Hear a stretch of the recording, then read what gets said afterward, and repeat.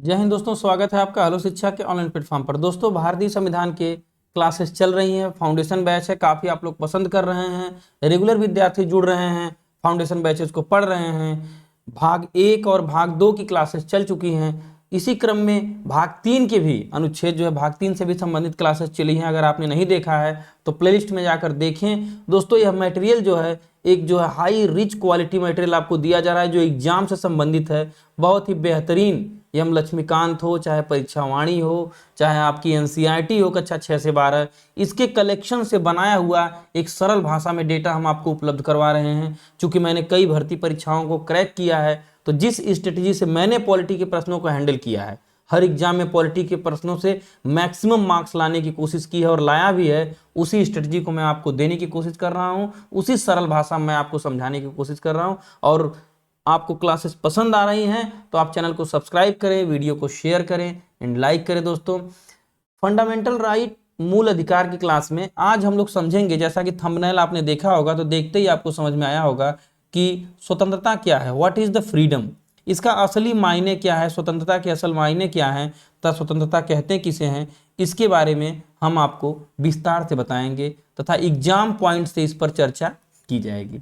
उसके बाद एक मुख्य बिंदु आता है कॉल रिकॉर्डिंग के बारे में। आजकल प्रश्न इसमें भी कई बार जो है कई एग्जाम्स में कि क्या कॉल रिकॉर्डिंग एक अपराध है कि नहीं है, क्या है न्यायालय का फैसला, कैसे हैं चीजें, इनके बारे में भी हम समझेंगे। तो चलिए बिना देर किए शुरू करते हैं दोस्तों क्लास। हम सबसे पहले हम जानते हैं स्वतंत्रता, व्हाट इज द फ्रीडम, स्वतंत्रता क्या है। स्वतंत्रता के बारे में एक हम आपके सामने परिभाषा रख रहे हैं। बहुत ही सरल भाषा की परिभाषा है, आपने कई बार बहुत जगह किताबों में पढ़ा होगा। क्योंकि पॉलिटी बहुत क्लिष्ट भाषा, कठिन लैंग्वेज में, चाहे आप लक्ष्मीकांत पढ़ेंगे, चाहे परीक्षा वाणी पढ़ते हैं, चाहे एनसीईआरटी, कुछ जो है संवैधानिक शब्द जो है टर्म होते हैं, उस वे में आप समझते नहीं हैं। यहाँ पर आपको एकदम सरलतम रूप में मैंने आपके सामने रखा है। इसको एक बार आप ध्यान से देखिए कि व्यक्ति की गतिविधियों पर किसी प्रकार की रोक टोक न करना। कोई पर्सन है, ये व्यक्ति है, यानी आप हम हैं, हमारी गतिविधियों पर पॉइंट्स को आप ध्यान देंगे कि किसी प्रकार की रोक टोक न करना और साथ में विकास के अवसर प्रदान करना स्वतंत्रता कहलाता है। यानी कि हम कोई कार्य कर रहे हैं तो उस कार्य पर, हमारी गतिविधियों पर कोई रोक टोक न हो, साथ में हमें विकास के उचित अवसर दिए जाएं। यह हमारी फ्रीडम है, स्वतंत्रता के हमारे लाभ हैं। ये संवैधानिक परिभाषा, ये जो आपको कई पुस्तकों में थोड़ा अलग वे में रहेगी, लेकिन मैंने यहाँ आपके सरलतम रूप में आपके सामने रखा है। संविधान का मौलिक अधिकार हर व्यक्ति को बोलने, विश्वास करने, धर्म, उपासना की स्वतंत्रता देता है। स्वतंत्रता जो है, हमारी जो फ्रीडम है, इस फ्रीडम को अगर मान के चलिए कि हमने आपसे कहा कि किसी भी व्यक्ति की जो गतिविधि है, यानी जो भी वो कार्य कर रहा है या जो भी वो करना चाह रहा है, उसकी चाहत या इच्छा कह लीजिए, या जो भी वो उसके विचार हैं, या फिर उसका धर्म है, तो अगर इनमें कोई बाधा उत्पन्न कर रहा है, कोई इन्हें खंडित करने का या फिर उसके विचारों को या फिर उसके काम में बाधा उत्पन्न कर रहा है, तो इस स्थिति में व्यक्ति कहाँ जाएगा। इस स्थिति में मौलिक अधिकार जो फंडामेंटल राइट हैं, वह उसकी रक्षा करते हैं। हमें मूल अधिकार जो है, हमें इस प्रकार की स्वतंत्रता अलग अलग अनुच्छेदों में अलग अलग प्रकार की स्वतंत्रताएं दी गई हैं। अनुच्छेद 12 से लेकर के 35 तक में ये फंडामेंटल राइट्स के जो है, इनमें अलग अलग तरह की स्वतंत्रता की बात की गई है। कहीं पर धर्म की स्वतंत्रता है, तो कहीं पर शिक्षा की स्वतंत्रता है, तो कहीं निवास करने की स्वतंत्रता है, रोजगार करने की। सभी अनुच्छेदों में अलग अलग छुआछूत, भेदभाव, सबके लिए बराबर समान अवसर, लिंग, जाति, धर्म के आधार पर पिछली कक्षा में हमने आपको विस्तृत चर्चा करके बताया जो है। इसमें जो है अनुच्छेद 12 से लेकर के अनुच्छेद 18 तक की क्लासेस पीछे चल चुकी है। अगर आपने नहीं देखा है तो कृपया उसको देखकर इस वीडियो पर आएँ। तथा अनुच्छेद 19 की क्लास आज आपकी चलेगी, 19 और 20 की, उसके बारे में आपको विस्तृत पूरा विवरण मिलेगा, इसको भी देखना है। तो ये जो फंडामेंटल राइट है साथियों, ये फंडामेंटल राइट ही हमें असल में संविधान में जो फ्रीडम है, जो आप बार बार आपने लोगों को बोलते सुना होगा कि हमें संविधान में अधिकार है, हमें संविधान, तो मूल अधिकार फंडामेंटल राइट अनुच्छेद 12 से 35 ही आपको असल में जो है लाभ देते हैं, बेनिफिट देते हैं। इसी को ध्यान में रखते हुए अनुच्छेद इसी के का एक पार्ट है अनुच्छेद 32 कि न्यायालय जो है 5 प्रकार की रिट जारी कर सकती है। न्यायालय को 5 प्रकार की रिटें जारी करने का अधिकार है और इसी अनुच्छेद को संविधान के ड्राफ्टिंग कमेटी के जो है हेड थे, संविधान के जनक जिन्हें भी कहा फादर ऑफ कॉन्स्टिट्यूशन कहा जाता है, आर्किटेक्चर ऑफ कॉन्स्टिट्यूशन जो है डॉक्टर BR अम्बेडकर, उन्होंने संविधान की आत्मा कहा है। इसको ध्यान रखेंगे अनुच्छेद 32 को। क्यों? क्योंकि यही अनुच्छेद 32 असल में हमारी स्वतंत्रता यानी हमारी फ्रीडम का की जिम्मेदारी लेता है, गारंटी देता है। अगर हम किसी भी हमारे जो है संवैधानिक जो अधिकार मिले हैं, जो स्वतंत्रता मिली है, उन पर उनका हमारा हनन होता है तो उस हनन के एवज में सुप्रीम कोर्ट जो है तुरंत जो है इस जो है अनुच्छेद 32 के तहत रिट जारी कर सकती है। अगर वाद आप लाते हैं तो 5 प्रकार की रिटें जारी होती हैं, इसको आप ध्यान रखेंगे। फ्रीडम, एक पॉइंट फिर से हम आपको इसको क्लियर करके एक बार समझाने का प्रयास करते हैं। आप समझेंगे कि हमें जो संविधान में स्वतंत्रता मिली है, स्वतंत्रता जो हमें संविधान में मिलती है दोस्तों, तो इस स्वतंत्रता के बेस पे ये हमें देता कौन है? ये हमारे फंडामेंटल राइट से मिलती है। फंडामेंटल राइट में भी एक अनुच्छेद 32 है जो इनकी सुरक्षा करता है, इस पूरे हमारी फ्रीडम की जो इसकी सुरक्षा करता है। इसको भी ध्यान रखेंगे। सुप्रीम कोर्ट द्वारा कौन करता है? Supreme court. हाई कोर्ट को भी रिट जारी करने का अधिकार अनुच्छेद 226 के तहत, इसके बारे में भी चर्चा की गई है। तो इसके बाद जो है हम समझेंगे कि अगर हमारा हनन होता है तो हम न्यायालय में जा सकते हैं, नहीं जा सकते। अनुच्छेद 32 के तहत आप न्यायालय में जा सकते हैं। कथन निष्कर्ष में प्रश्न पूछा हुआ है। जैसे देखिए कलम यहाँ पर एक कुछ इमेज हमने आपको शुरू में ही वादा किया जब क्लासेस शुरू हुई कि हम आपको प्रतीकात्मक कुछ इमेजेस के माध्यम से, जैसे मीडिया को जो है अधिकार किस तरह से दिए गए हैं, किस तरह से कलम से आपको जो चाहे वो लिखने पढ़ने का अधिकार है, बोलने का अधिकार है, इसको दिया गया है। तो एक फ्रीडम की जो एक परिभाषा होती है वो मैंने आपके सामने रखा। चलिए हम अपने अगले पॉइंट की तरफ चलते हैं। आर्टिकल 19 अनुच्छेद 19 समझते हैं क्या है अनुच्छेद 19, क्या है इससे संबंधित प्रावधान, उसको जानते हैं। अनुच्छेद 19 में एक पहला पॉइंट जो आपके सामने मैं रखने की कोशिश कर रहा हूं, बोलने एवं अभिव्यक्ति की स्वतंत्रता। इसी को बोलते हैं बोलने को वाक। आप कई बार पढ़े होंगे कि वाक एवं अभिव्यक्ति की स्वतंत्रता। थोड़ा सा बच्चा कंफ्यूज होता है कि वाक क्या है। वाक मतलब बोलना, बोलने एवं अभिव्यक्ति। मैं सरलतम शब्दों में इसलिए रख रहा हूं ताकि आपके माइंड में चीजें आए। कुछ इमेज यहाँ पर आपको दिख रहा होगा लगा हुआ कि एक व्यक्ति है अखबार से जो भी चीजें लिखना पढ़ना चाह रहे हैं अपने भावनाओं को व्यक्त करने के लिए, यानी कि प्रेस मीडिया, यहाँ ओपिनियन लिखा है, मतलब अपने विचारों को देना चाह रहे हैं। बोलने का मतलब कि आप जो बोलना चाहते हैं, जो आपके मन में है, जो भी आपके विचार हैं, ऐसे विचार जो किसी दूसरे को आहत न करे, आघात न पहुंचाएं। ये भी थोड़ा सा ध्यान रखना है कि हम इतनी भी स्वतंत्रता हमारी नहीं है कि हम दूसरे की स्वतंत्रता में बाधा उत्पन्न करें। स्वतंत्रता तो है, बिल्कुल है, लेकिन बोलने का मतलब हम ऐसे शब्दों का इस्तेमाल न करें, अमर्यादित शब्दों का इस्तेमाल न करें कि किसी और की स्वतंत्रता में बाधा उत्पन्न। ये भी हमें ध्यान देना है। संविधान हमें अधिकार तो जरूर देता है, लेकिन कहीं न कहीं निर्देश भी है कि किस प्रकार के अधिकारों को हमें अपने अधिकारों की सुरक्षा करनी है, कैसे काम करना है, इसको समझेंगे। बोलने एवं अभिव्यक्ति यानी जो हमारे विचार हैं, अभिव्यक्ति का मतलब विचार, इन विचारों को हम किसी पटल पर रख सकते हैं, किसी से हम इसकी चर्चा कर सकते हैं, इसको समझिए। ये हमें अनुच्छेद 19 का 1 देता है और इसी में मीडिया के बारे में चर्चा की गई है, प्रेस के बारे में। आप प्रेस के बारे में बार बार जानते हैं, जो प्रेस की स्वतंत्रता है, मीडिया के बारे में भी इसी में चर्चा की गई है। मीडिया दिन भर जो भी चीजें कहता है उन सब के बारे में इसी में चर्चा की गई है।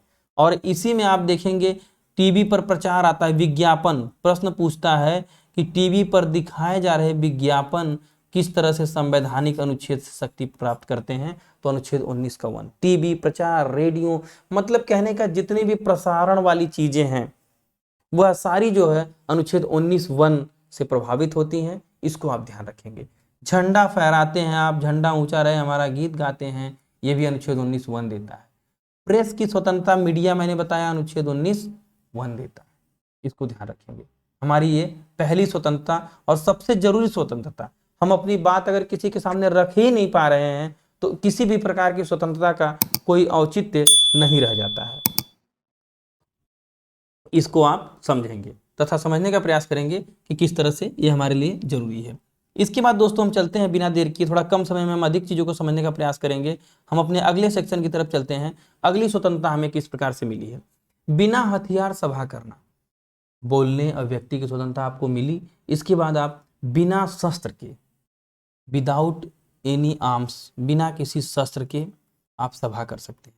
सभा का मतलब कि आप बैठक कर सकते हैं, आप चर्चा परिचर्चा कर सकते हैं, एक दूसरे का ग्रुप बनाकर वाद संवाद कर सकते हैं। स्वस्थ वाद संवाद, गाली गलौज या मारपीट नहीं, इकट्ठा करके बवाल शुरू, ऐसा भी नहीं करना है।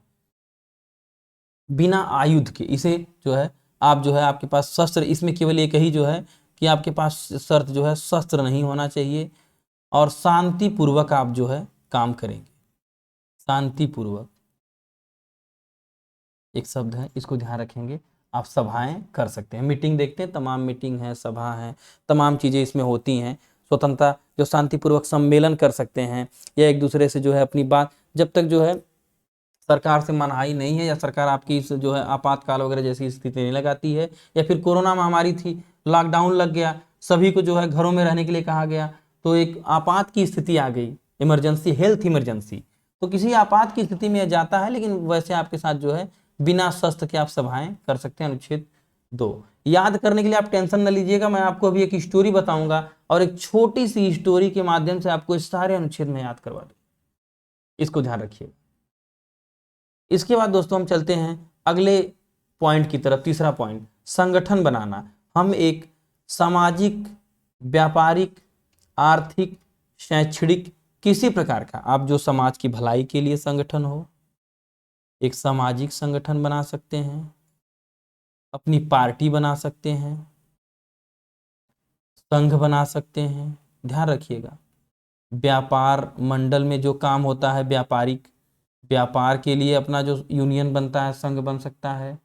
ये कोई भी पटल जिसमें लोग इकट्ठा हो और इकट्ठा होकर के सभाएं करें, बातचीत करें, एक संगठन जो है, समूह बनाने का आपको अधिकार है, जिसमें फार्म बनते हैं, समितियां बनती हैं, क्लब हो गया, या एक जहां पर लोग इकट्ठा होकर के अपना चर्चा पर चर्चा करें, पार्क, इस तरह की चीजों में आप काम कर सकते हैं।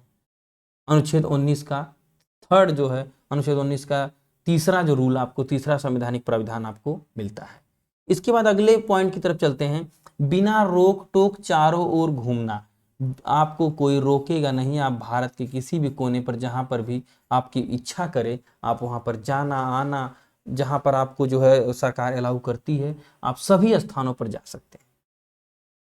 ऐसा नहीं है कि किसी को कहा जाएगा कि कोई दिल्ली का लाल किला देख सकता है, आप नहीं देख सकते।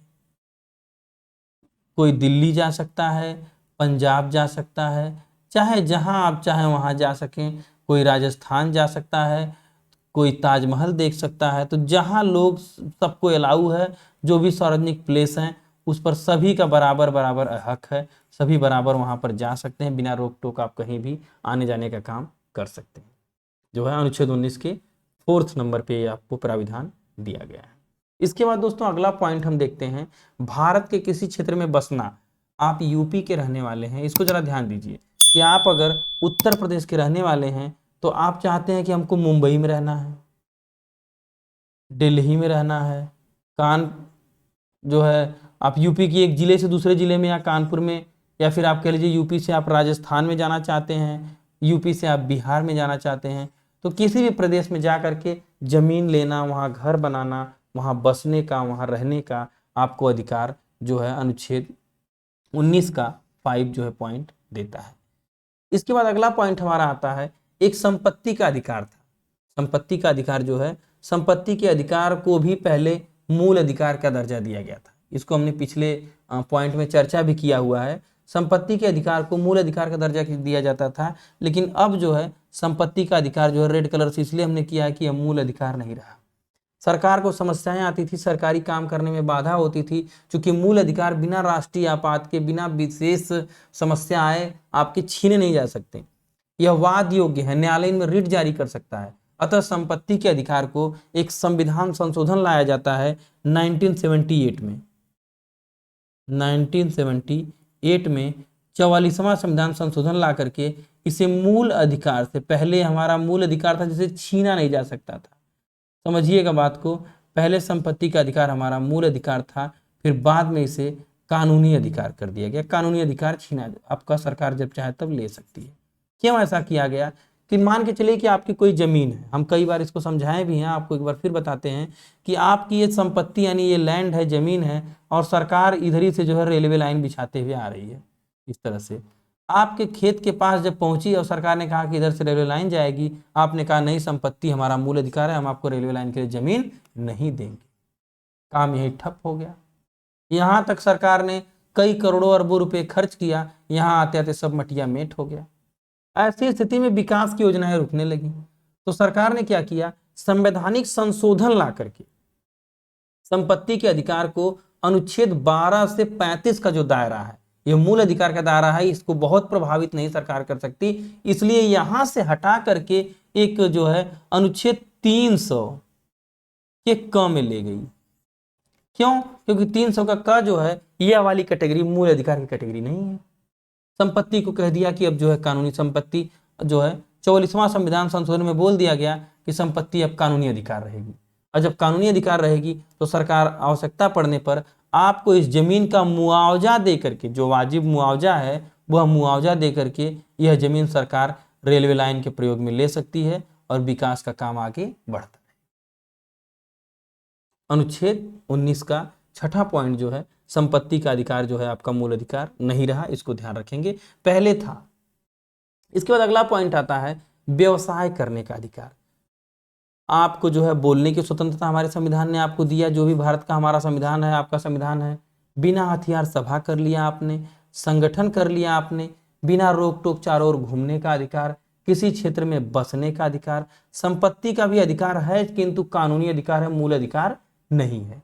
अब जो है व्यवसाय करने का अधिकार, आप जो है कहीं पर भी अपना बिजनेस खोल सकते हैं, दुकान खोल सकते हैं, कंपनी डाल सकते हैं, ठेला लगा सकते हैं, रोड के किनारे जो है, रोड के किनारे आप चाहें तो अपनी दुकान डाल सकते हैं।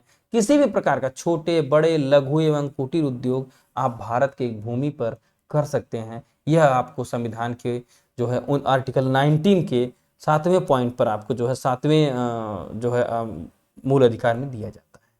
इसको आप समझें, प्रश्न यहां से पूछता है। अब एक बड़ी समस्या आती है कि इसको याद कैसे करें। मैं बताता हूं, आप इसको याद कर लेंगे। एक छोटी सी स्टोरी मैं आपको बताऊंगा, थोड़ा सा आप सुनने का प्रयास करिएगा, समझने का प्रयास करिएगा, आपको यह याद हो जाएगा। इसमें बहुत कुछ नहीं करना है। एक स्टोरी यह है कि एक लड़का रहता है, मान के चलिए कि एक बालक है और यह बेरोजगार है। बालक जो है यह जो है बेरोजगार है। अब होता क्या है कि यह जो है सरकार से अपनी बात कहता है, बोलता है। पहले सरकार को अपनी बात बोल करके बताता है कि मैं बेरोजगार हूं, मुझे रोजगार दीजिए। झंडा बनवाता है तथा झंडा दिखा के कि मैं बेरोजगार हूं, आई एम अनएम्प्लॉयमेंट, मुझे रोजगार दीजिए।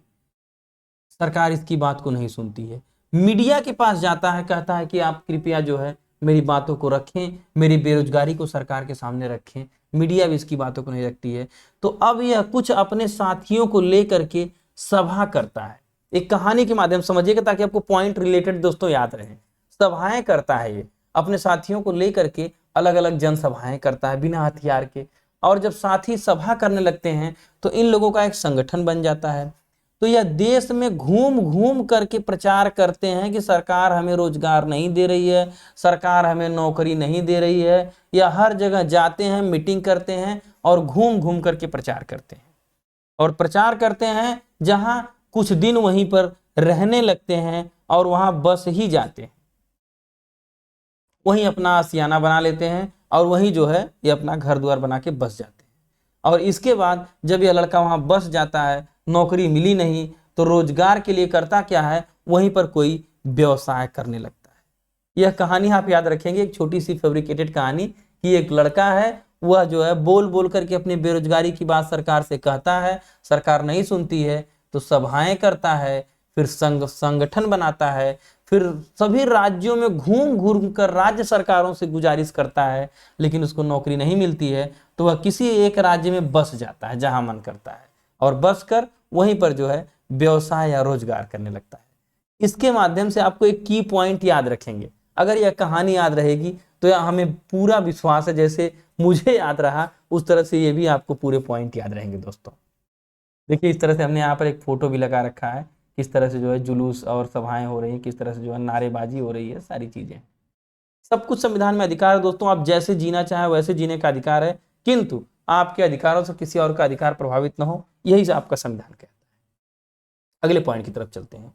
अगला अनुच्छेद बहुत इंपॉर्टेंट अनुच्छेद आता है, अनुच्छेद 20। अनुच्छेद 20 के बारे में एक पॉइंट आप समझेंगे कि आर्टिकल 20 आपको कैसे बेनिफिट देता है, किस प्रकार से आर्टिकल 20 से आपको जो है स्वतंत्रताएं दी गई हैं। इनमें कुल 3 प्रकार की स्वतंत्रताओं की चर्चा की गई है, इसको आप ध्यान रखेंगे। 3 प्रकार की स्वतंत्रता क्या है? पहली स्वतंत्रता है अपराध के समय बने कानून से दंड दिया जाएगा, या ये जो है नए वाले से नहीं। इसको पॉइंट को समझेंगे।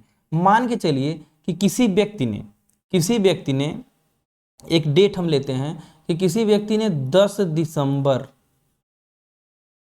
2022 को कोई अपराध किया, 2022 को कोई अपराध किया, ऐसा अपराध किया जिसके लिए कोई विशेष कानून नहीं बना था। अब क्या हुआ, जब यह अपराध कर दिया तो इसके बाद सरकार को लगा कि ये तो बहुत जघन्य काम कर दिया, हमें इस पर कानून बनाना चाहिए। अब सरकार जो है 11-12 दिसंबर, या फिर मान के चलिए कि सरकार ने 20 दिसंबर को, एक हम डेट लेते हैं छोटी सी उदाहरण के लिए, 20 दिसंबर 2022 को इस जो अपराध किया था इसके लिए एक नया कानून और कठोर कानून बना दिया। पहले कानून में केवल मान के चलिए कि 2 माह की सजा थी, 2 माह की। सरकार ने कहा नहीं, ये बहुत जघन्य अपराध है, इसमें जो है अब 7 वर्ष की सजा होगी।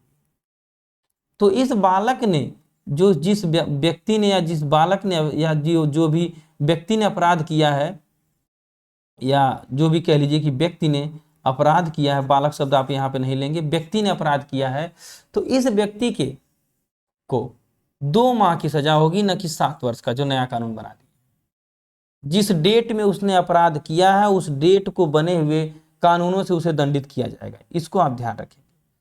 सिंपल सा पॉइंट है कि जो भी पॉइंट जो है कि जिस तारीख में अपराध किया है उस तारीख से पहले बने कानून से दंडित किया जाएगा।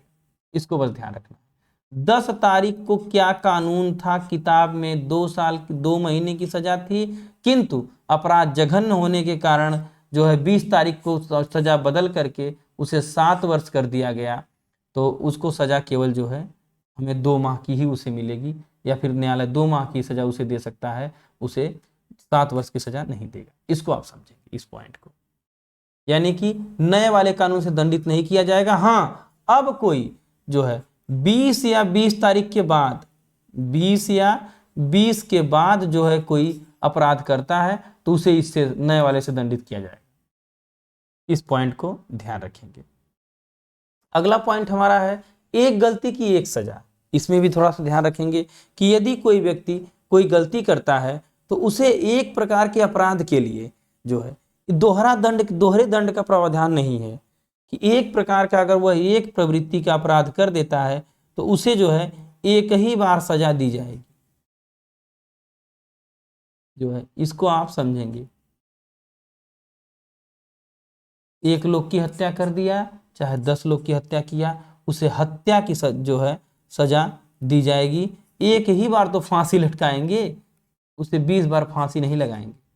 अगर हत्या के अपराध में 7 वर्ष का जेल है, 10 वर्ष का जेल है, तो उसे एक ही, ये नहीं कि अगर वो 20 लोग की हत्या किया है तो उसे 20 धारा में 200 वर्ष जेल में रखा जाएगा। जिंदा नहीं रहेगा, जेल में क्या रखेंगे। एक बार एक धारा, एक आईपीसी में हमारे यहाँ जो है दंड का प्रावधान, इंडियन पिनल कोड, भारतीय दंड विधान जो है भारतीय दंड संहिता में दिया गया है। तो उस जो आईपीसी रहेगी तो एक आईपीसी में जितना जो है दंड रहेगा उसी दंड के से उसे दंडित किया जाएगा। इस पॉइंट को आप ध्यान रखेंगे। अगला पॉइंट है अनुच्छेद 20 में आता है अपने ही, तीसरा पॉइंट जो हमने शुरू में ही बताया कि इसमें 3 प्रकार की स्वतंत्रता आपको दी गई है, 3 प्रकार का अधिकार है, संविधान सबके साथ है। अपने ही विरुद्ध गवाही देने को बाध्य नहीं किया जाएगा। यह अपराधियों के लिए बेनिफिशियल आइटम है जो है, हमने कहा ना संविधान सभी के लिए है, सभी को कुछ ना कुछ इसमें मिलता है। भारत का संविधान दोस्तों कहता है, एक मुझे लाइन याद आ रही है कि मैं तुम्हारे हर मुकम्मल सवालों का जवाब हूँ, मैं तुम्हारे हर मुकम्मल सवालों का जवाब हूँ, कभी फुर्सत मिले तो मुझे गौर से पढ़ना, मैं भारत का संविधान। कोई अपराधी है, देखिए अपराधी के लिए क्या बेनिफिट, कोई अपराधी है, उस अपराधी को अपने विरुद्ध जो पुलिस पीट पीट कर मार मार कर गवाही लिखवाती है, वह न्यायालय में अपने विरुद्ध गवाही देने के लिए बाध्य नहीं कर सकता। वह पुलिस को दे दिया, पुलिस से कहा कि साहब मैंने चोरी किया, मान लीजिए जब पुलिस ने उसको पीटना शुरू किया, तो लतियाना शुरू किया, तो कहा कि साहब मैंने चोरी किया, और जज के सामने जा करके, जब जज के सामने पहुंचेगा वहां मुकर जाएगा कि नहीं साहब मैंने चोरी नहीं किया, तो पुलिस नहीं कर सकती, तुम अपने खिलाफ गवाही दो। यानी कि अनुच्छेद 20 में आपको 3 प्रकार के अधिकार कि ये अपराधियों से संबंधित है कि अपराध में जो है आपको एक अपराध के लिए एक बार सजा दी जाएगी, एक प्रकार के अपराध के लिए दोहरी सजा नहीं दी जाएगी। दो ये नहीं कि नहीं, साथ अगर मर्डर किया है या फिर कोई एक तरह का अपराध किया है, अगर कई बार उसको किया है उसको उतनी बार फांसी पर उठा उठा के लटकाया जाए, ऐसा नहीं किया जाएगा। एक बार सजा, एक बार फांसी हुई, एक बार जेल हुआ।